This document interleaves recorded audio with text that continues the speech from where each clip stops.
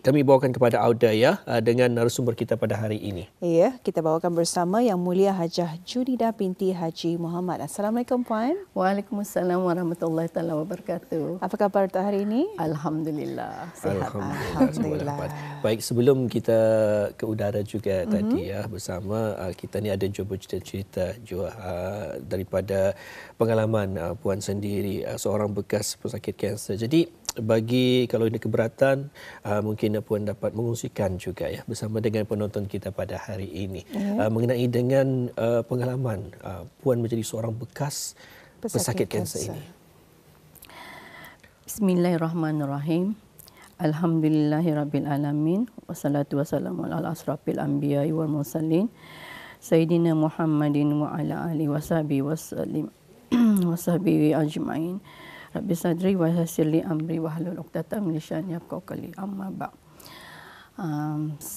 Terlebih dahulu saya ucapkan ribuan terima kasih kepada Radio dan Televisyen Brunei kerana sudi mengundang saya wawancara sampai pagi ini berkenaan dengan Hari Kanser Sedunia. Dan saya juga tidak lupa mengucapkan para penonton di luar sana yang saya hormati dan bis kita berdua. Ya, alhamdulillah. Terima kasih. Okey, pengalaman saya berkenaan dengan bekas pesakit kanser adalah sangat mencabar. Maafkan saya. Ya. Semua hamba Allah akan diuji ya. Dalam apa bentuk ujian dan bermacam-macam ujian, termasuklah diri saya sendiri. Sebenarnya semua orang yang mau sakit, tapi kalau kita ni menghayati sebenarnya Allah menguji kita ni itu artinya Allah sayang dan Allah mau kita ni lebih dekat dengan Allah. Macam itu sebenarnya. Tapi kadang-kadang kita ini sebagai hamba lalai dan kurang sabar menghadapi apabila kita ini diuji sebagai pesakit, terutama sekali pesakit terutama sekali macam kanser ni. Kanser ni adalah sangat-sangat yang kita ini tidak dapat kandidat tidak akan dapat menerima sebenarnya, pasal dia merebak macam sekelip mata. Dan bagi saya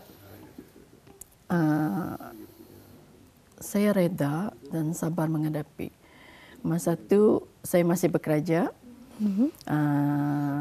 dan mempunyai anak yang damit dan perlu saya uruskan.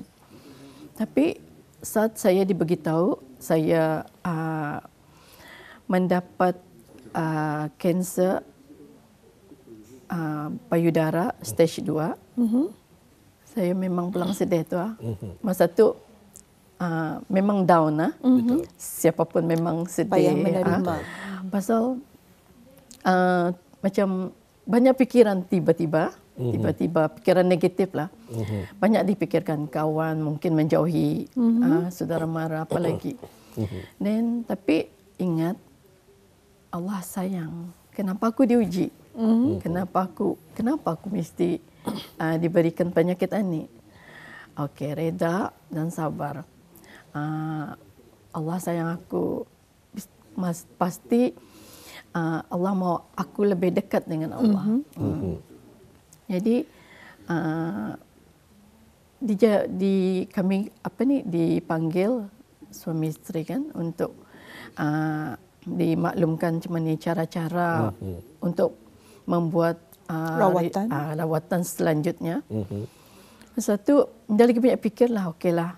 Pasal dalam otak tu, dalam fikiran kan mau kesembuhan. Harapan itu sembuh saja. Betul. Pasal Allah tu memberitahu kan kalau tidak ada sakit ini, tidak ada baik. Mesti ada jalan untuk kebaikan. Yang penting kita ni sabar menghadapi, menjalani rawatan yang kita ni buat tu. Alhamdulillah masa tu pertama kali saya menjalani rawatan kemo. Memang pulang mencabar. Pasal ubat itu membunuh semua sel-sel badan dan panas. Macam-macam lah datang tu rasa. Ya masing-masing pesakit lain ia punya merasakan. Ada yang cepat macam kolaps, ada yang dingin kuat badan. Bagi saya sebelum saya menghadapi menjalani kemo itu, memohonlah kepada Allah berikan kekuatan semasa rawatan itu. Dan masa ubat itu masuk, kita ni banyakkan berzikir saja, ingat pada Allah kan. Pasal kata Allah, kalau kamu ingat aku akan ingat kamu. Dah saya masa kemo tu first time itu macam tidak dapat dibayangkan, tapi ingat Allah saja, berzikir sampai rupanya habis ubat tu. Saya terasa macam memang awal itu panas tapi ya Allah kuatkan aku mau sembuh kan. Dengan zikir selawat apa itu ini, alhamdulillah. Semasa kemoterapi berkenaan, adakah ia dibuat di negara kita ni ataupun di luar negara? Di Jerudong, di PSG. Baik, di sana ya. Selama berapa lama tu Puan? Masa tu saya diberitahukan 4 cycle saja. Kira 3 every 3 weeks kan. Satu cycle itu 3 weeks. Then 3 weeks. Dalam masa itulah sangat kami dah dapat berjumpa orang. Pasal kami antibody ada kan. Then kami dah dapat tidur dengan anak, dengan suami. Pasal ubat itu kuat bah.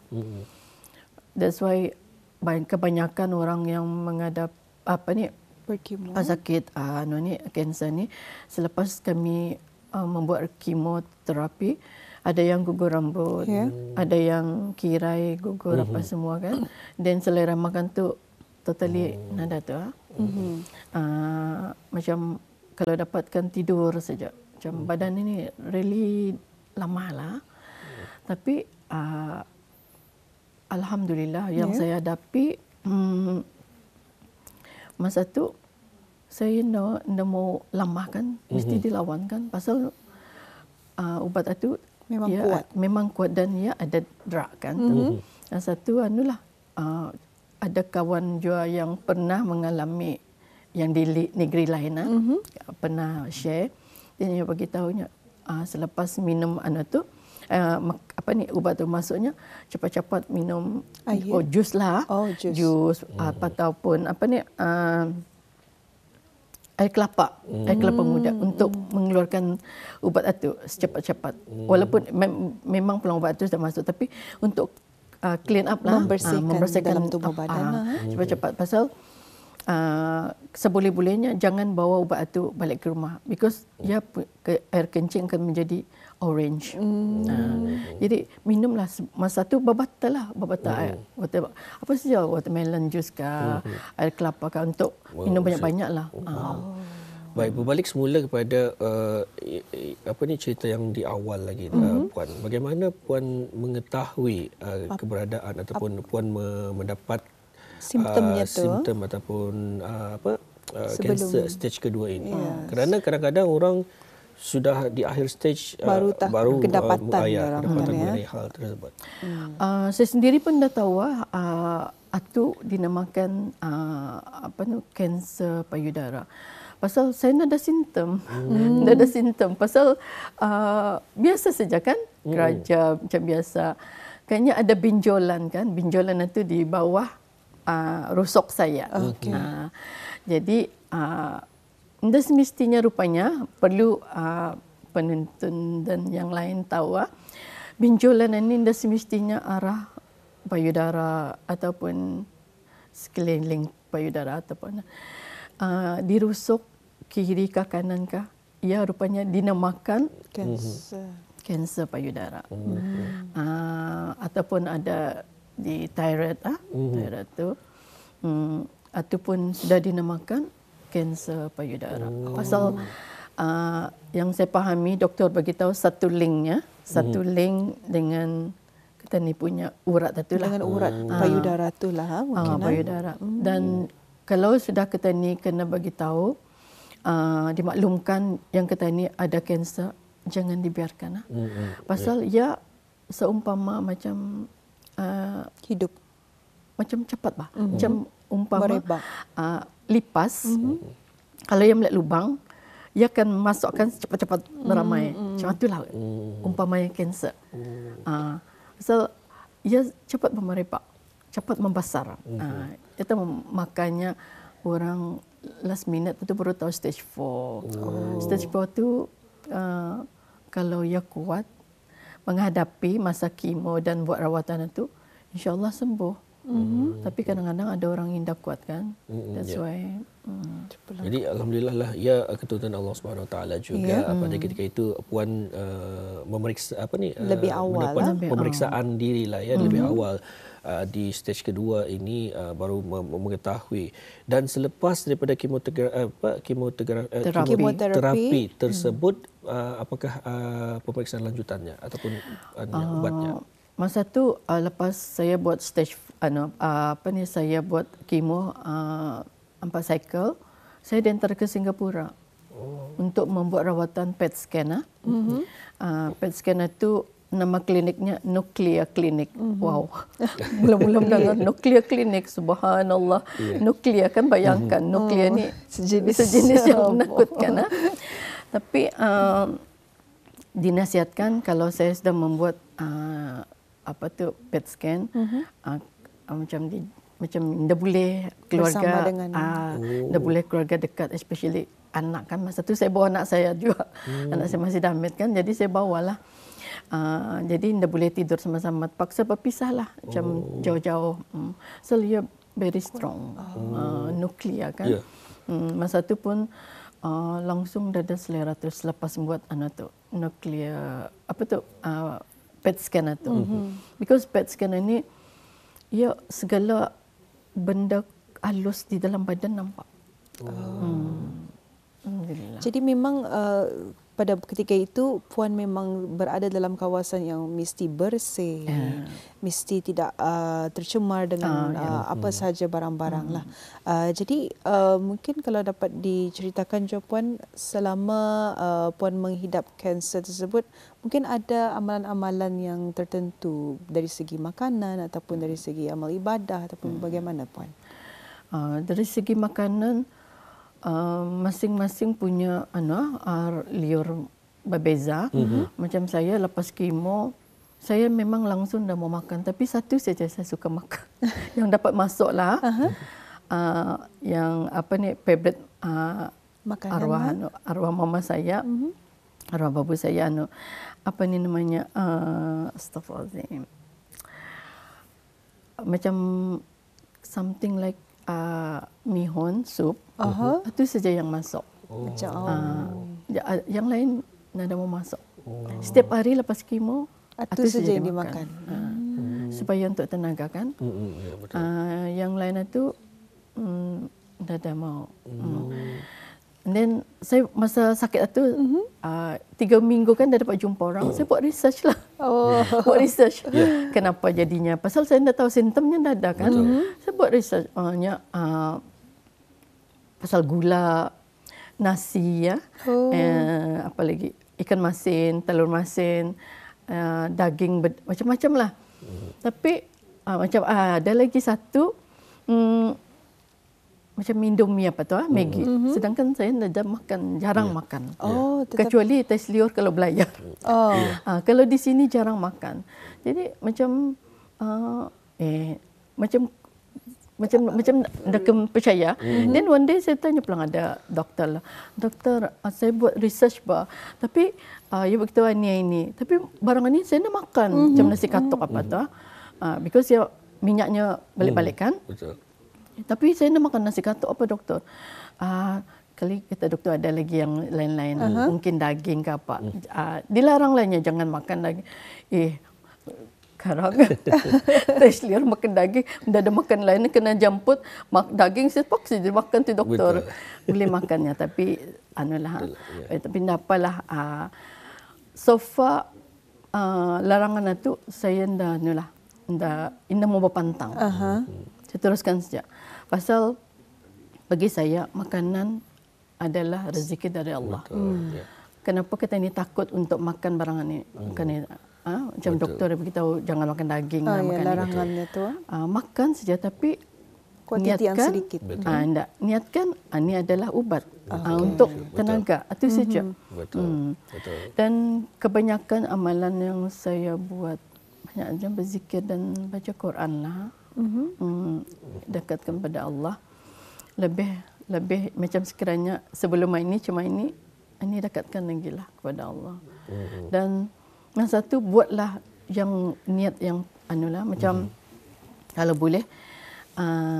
boleh kita niat something lah macam ya Allah kalau aku sembuh aku akan umrah macamlah. Ya Allah satu dorongan satu anulah pada diri. Baik Puan, sebenarnya ingin lagi kami tanyakan kepada Puan sendiri mengenai dengan cerita-cerita ini, tapi masa itu kita dalam kesuntukan dalam 4 ke 5 minit saja. Jadi ingin juga kami mengetahui mengenai dengan perjalanan ini mungkin secara singkat sedikit. Bagaimana pula selepas itu dan juga sehingga Puan sudah dipanggil sebagai bekas pesakit kanser. Bagaimana perasaannya dan bagaimana ceritanya? Macam biasa saja. Jalani hidup ini macam biasa. Macam sebelum apa yang dapat kanser dan begitulah juga macam itu juga. Kawan-kawan pun faham, diorang pun memahami keluarga. Mungkin ada orang melihat yang negatif tapi abaikan saja. Pasal kita ni bukan seorang. Betul. Kita ni ada Allah. Betul. So yang negatif itu kalau boleh singkirkan saja. Dan selalulah berdoa lah macam ya Allah berikan aku sahabat yang membawa aku ke jannah dan jauhkan aku dari sahabat yang busuk hati. Kata ni dah tahu kan? Semua bagi saya menganggap semua orang baik. Betul. Saya menganggap semua orang baik. So berdoa saja semoga Allah sentiasa mengirimkan orang-orang yang baik. Jadi dari sana tadi dapat tahu orang yang jauh dari kita ni itu dah. Bagaimana pula dengan perjalanan dalam menghadapi penyakit ini? Berapa lama Puan menghadapinya? Sampai ini masih buat rawatan lah. Actually-nya doktor beritahu 3 tahun ke 5 tahun itu sudah dirilis. Tapi masih aja buat rawatan. Pasal sebelum ini ada sakit kan, tapi macam dari Ripas macam apa tu namanya kami ada klinik-kliniknya macam setiap tahun itu setiap kami buat rawatan kami ada makan ubat kan tu ubat itu dimakan 5 ke 10 tahun untuk protect kanser. Jadi makan ubat itu ada yang macam-macam tu rasanya. Ada panas, dah tentu rasa. Jadi vitamin kena bagi, sentiasa makan vitamin yang perlu. Sama juga klinik-klinik yang dia macam kami yang orang kanser payudara, kami setiap tahun ada suntikan tulang untuk tulang untuk protek kami punya tulang. Jadi dari sanalah atau macam kena monitor. Dan pap smear. Patutnya pap smear ni 3 tahun sekali ya. Tapi bagi orang kanser setahun sekali. Jadi ini bermakna ada kesan sampingan sebenarnya daripada ubat-ubatan yang kami ambil itu memang ada kesannya. Especially macam kami kena bagi apa tu namanya ubat gastrik Ubat gastrik itu pasal kami mau makan kan. Selera makan dah ada. Jadi kena bagi ubat gastrik. Tapi sebenarnya aku buat research lah. Barang itu tidak boleh diamalkan. Pasal efeknya akan kanser hati. Hati kanser hati. Kalau long term lah. Kata ni ambil 5 ke 10 tahun lah. Sama je ubat yang kanser kena bagi ni. Ia akan macam efeknya pendarahan. That's why kami selalu kena monitor kan, pendarahan rahim, parut apa. Jadi bermakna walaupun menjadi seorang bekas pesakit kanser masih lagi ada rawatan lanjutan. Masih. Dan inilah ya bila kita ni melihat puan ya ada baiknya juga dengan tajuk kita ini sabar dan juga reda. Kita perlu bersyukur atas nikmat yang diberikan, terutama sekali nikmat kesihatan berkenaan. Rasanya puan telah pun menjelaskan kepada kita sendiri walaupun menjadi seorang bekas pesakit namun masih lagi ada rawatan lanjutan berkenaan dan ada kesan sampingannya tersendiri. Jadi amatlah penting untuk kita ni jaga kesihatan diri kita ini walaupun mungkin kita ni memiliki emas satu dunia pun akan dapat membayar kesihatan berkenaan. Jadi syukurilah dan juga kita ucapkan terima kasih ribuan terima kasih kepada narasumber kita iaitu Yang Mulia Puan Hajah Junida binti Haji Muhammad kerana berkesudian menceritakan pengalaman sendiri pribadi puan sendiri mengenainya khusus untuk pendengar-pendengar ataupun penonton-penonton kita pada ketika ini ya. Terima kasih puan. Sama-sama. Assalamualaikum. Waalaikumsalam warahmatullahi wabarakatuh.